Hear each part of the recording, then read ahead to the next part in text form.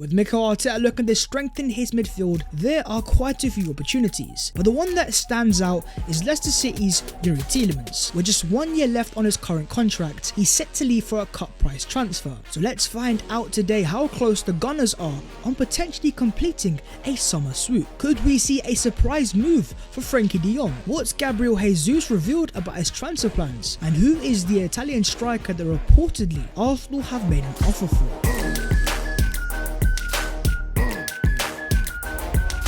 Yo, what is going on, guys? My name is Babs14. Welcome back to your boys channel, and I am sorry. I keep disappearing, you know. I need to actually be consistent for once in my life. So the content is back. I hope you enjoy it. If you do, smash a like, subscribe to the channel if you're new, and help your brother as we close into 90k. We are literally less than 3,000 away. But let's get into that Arsenal news, and starting off with Youri Tielemans. We have Martin Odegaard, we have Thomas Partey, but as that left-sided number 8, Xhaka has done pretty well, but he's not quite the profile, the caliber or the quality of player that Arsenal require to take this project, this team, to the next level. So in the pursuit of a brand new midfielder, Arsenal have been scouring the world, and in their search they've been brought to Leicester City. Youri Tielemans is the player we're talking about, a full Belgian international. He's 24 years of age. Just 1 year left on his current Leicester contract. He is going to leave in the summer window. So today you have John Cross who confirms that Arsenal are convinced they will complete a deal for Youri Tielemans. Tielemans wants to move to Arsenal, and the Gunners are likely to offer £25 million to seal the deal. So a confident John Cross confirms that Arsenal are convinced. They believe they have what it takes to get this Tielemans deal over the line, and financially I don't see why not. The player is not going to be on gargantuan wages, and the price tag is only £25 million. But it has also been well reported that Tielemans wants to play in the Champions League, and of course, unfortunately, we are going to be in the Europa League, but it seems like the Arsenal project is coming through here, and Youri wants to come to the Emirates. You also have Mr. Fabrizio Romano who confirms that Tielemans is Arsenal's midfield priority. Arsenal are expected to bid for Tielemans next week, unless they change their strategy. Expected fee is 35 to 40 million euros. The thing that stands out straight away for Youri Tielemans is simply that price tag. On top of that, what Arsenal require is a player that hits the ground running straight away. And so when you get a Premier League proven player, what you're getting in return is a player that understands the environment of where he's coming into, that won't need time to adapt to a brand new league or a language. He can come into the Emirates Stadium, start straight away, slot in seamlessly. But on top of the technical ability, Tielemans also strikes me as a pretty clever player. And it's no surprises now that you have Christophe Terrier confirm that alongside the likes of De Bruyne, Leandro Trossard, Dries Mertens, Jan Vertonghen and Axel Witsel, Youri Tielemans has received his UEFA A coaching license. So Youri Tielemans has got his coaching badges, and that just typifies what Arteta wants in a central midfield. You look at the profiles of a Xhaka and, more importantly, a Martin Odegaard. Watching these guys closely on the pitch, they're often seen coaching the other Arsenal players, telling them where to be. It seems to be the profile that Arteta wants in his midfield. The most important part to link the defence to the attack is a manager that likes to be very precise, and sometimes certain players just don't have the IQ to take on board the tactical information. The fact that Youri Tielemans at his age of 24 has a full UEFA A coaching badge is actually pretty impressive. In so many ways, Tielemans makes sense, but he's not a perfect player. So what are you guys' thoughts on his transfer? It looks like Arsenal are closing into completing a deal worth 25 to 30 million pounds. Is this a transfer you are for, or are you against it? But keeping it on the midfield, let's fly over to Catalonia and let's talk FC Barcelona. As according to the Mirror, Arsenal have interest in signing Frenkie de Jong. First things first, whether it's the age profile, the player profile, the ability, the potential, Frenkie de Jong is that guy, and if Arsenal could sign him, for me it would be an amazing transfer. The rumours are all starting because as it stands, Barca might have to sell de Jong financially. Frenkie de Jong is going to be an opportunity on the transfer market, and I'm not surprised a club like Arsenal have interest. But unlike a Youri Tielemans, de Jong seems to be convinced that he wants to play in the Champions League, and that's why he seems to have rejected a move to Manchester United. But then saying that, in the past, the player has flirted with signing for Arsenal. And speaking to Voltball in 2019, he says, "I actually thought Arsenal was pretty beautiful in the past. In my mind, I had been following the list for a long time, Ajax, Arsenal and Barcelona. I call it the Marc Overmars route. Frenkie de Jong admits his admiration towards Arsenal Football Club, which isn't a surprise. We are a gargantuan institution, but unfortunately in this scenario, I just don't see this transfer happening. I think it's kind of unrealistic. But Arsenal might just have the finances, so my friends, do you think Arsenal can and should sign Frenkie de Jong? According to reports in Spain, Marc Cucurella is one step away from becoming a Manchester City player, paving the way for Alexander Zinchenko to join Arsenal. This guy is a hybrid left back and central midfielder, and in the midweek, playing for Ukraine in a World Cup qualifier against Scotland, this guy put in a Blasic in central midfield as a left-sided number 8, utterly dominating Kieran Tierney's Scotland, running the game from minute 1 to 90. It might just be Scotland, but in a very important game to qualify for the World Cup, Zinchenko certainly showed the ability that he can play as a left-sided number 8. And even according to Manchester Evening News, they claim that Man City will have to convince Zinchenko he will play more next season if they want to keep him. Both the player and Man City are considering the situation this summer, and Arsenal are thinking about firming up their interest. I think for Arsenal, what they see here is a player that isn't just getting 30 minutes at Man City, but is also on a pretty low contract. So financially, Arsenal could attract him even without the Champions League, but it is all about the project. Coming to a top club like Arsenal, a team on the rise, to get a chance to play as a central midfielder might be something that Zinchenko has massive interest in. And Arsenal do have a history with the player, as back in 2016, the agent of Zinchenko said, when the player was 17, Arsene Wenger called me and he asked about him. Wenger saw 20 minutes of him and said, I need this guy. He wanted him for the first team straight away, not the reserves,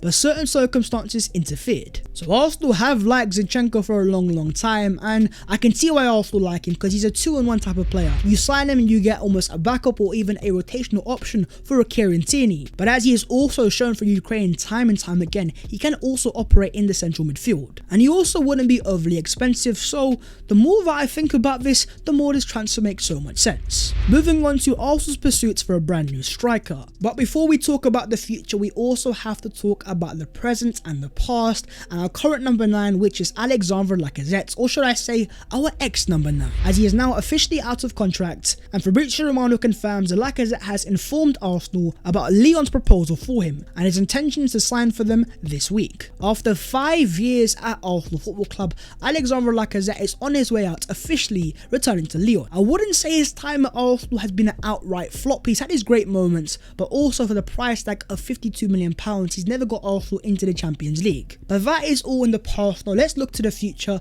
Arsenal now have that number 9 shirt vacant. Who's going to be now that next player to take that shirt and to take Arsenal to the next level? Well, let's start off with the bookies' favourite in Gabriel Jesus, who's been speaking to the media in Brazil and says, I'm looking for the best option for my career. I am very calm. I've always been a person who thinks a lot. I am not going to throw myself into a project that I am not sure and don't know about. The player himself has also been on fire for his country, scoring a fantastic solo goal. But what he says there is very important, because he's not saying that I need to play in the Champions League. He's not bothered about the finances. What he's bothered about is the project of the club. But with the young players that Arsenal have, the finances that Mikel Arteta has had made available, as it stands, Arsenal still remain one of the most exciting potential projects across Europe. To once again reunite with Mikel Arteta, a person that he's worked with in the past, it looks like the project of Arsenal has convinced Jesus, and in my opinion, I think this transfer is going to happen unless Arsenal change their strategy. The Athletic have also confirmed that Jesus is Arsenal's main target as a striker,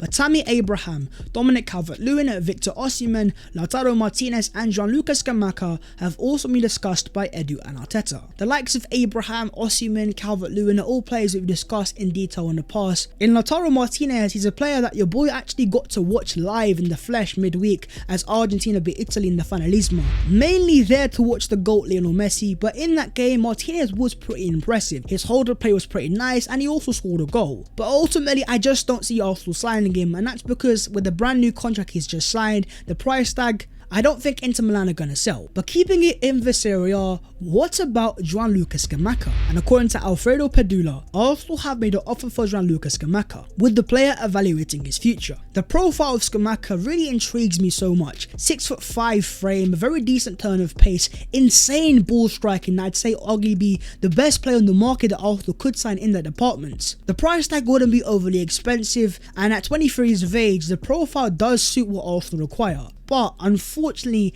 there just seems to be a big issue, and that is, as Arsenal fans know so well, with Manuel Locatelli and even Dusan Vlahovic. Players that play in this Serie A like to remain in this Serie A, especially players that are Italian. So as much as I like the profile of Scamacca and would take him at Arsenal Football Club, it might just be the PTSD from the Locatelli sagas and Vlahovic, but I just don't see Arsenal getting Gianluca Scamacca out of the Serie A. Moving it on to the goalkeepers, as according to ex-Watford goalkeeper and now free agent Ben Foster, he says on his podcast he would like to sign for Arsenal and be a number 2 to Aaron Ramsdale. This rumour was made by the player, who kind of announced it to the world that he likes Arsenal, wants to come to Arsenal and be the number 2 to Aaron Ramsdale. The player is a free agent, so Arsenal could make it happen, but at 40 years of age, with all due respect Ben, I just don't see it happening. Let's not forget that Arsenal have also already signed Matt Turner as their brand new number 2. I just don't see why Arsenal would sign Ben Foster, unless of course they want a vlogger behind the scenes, which if that is the case, then Arsenal, I'm also available, so sign your boy up instead. But let's move on to the other Arsenal news today, and starting off with our star boys Saka and Emil Smith-Rowe, who've had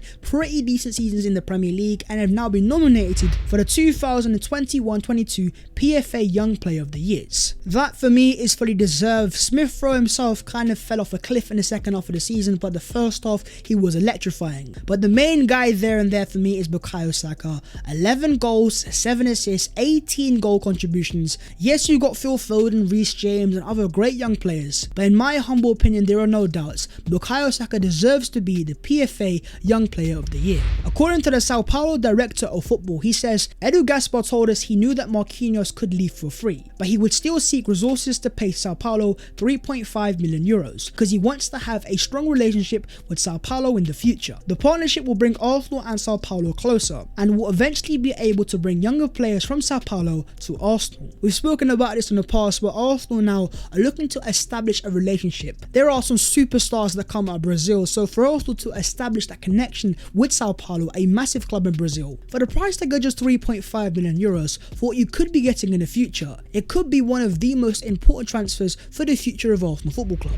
And finally, we have an interview from Kieran Tierney. I'm a terrible spectator. Not being able to do anything to help the team, I hate it. My target is to be back for the end of June and at the start of pre-season at Arsenal. I'm on course for that and my rehab is going well. The player is on course for an early return, which is things you love to hear, and I have no doubts that Kieran Tierney can still be a very important part for Arsenal's future. But I hate to say it, but over the course of his Arsenal career and even his time at Celtic, Kieran Tierney has proven to be a pretty injury prone player. So for an Arsenal team that needs stability at the back and reliability, whether it's just unfortunate or maybe even a bigger underlying issue, talk to me about your honest thoughts on Kieran Tierney, and do you believe that he is a player that Arsenal can rely upon going into the long-term future? But that is the video there, so hopefully you guys have enjoyed, and if you have, make sure to go down there to smash a like, to also subscribe if you are new. If you would like to follow your boy on all of the social medias, then the links will be down below in the description. But that was all of today's latest Arsenal news, and now going into the future,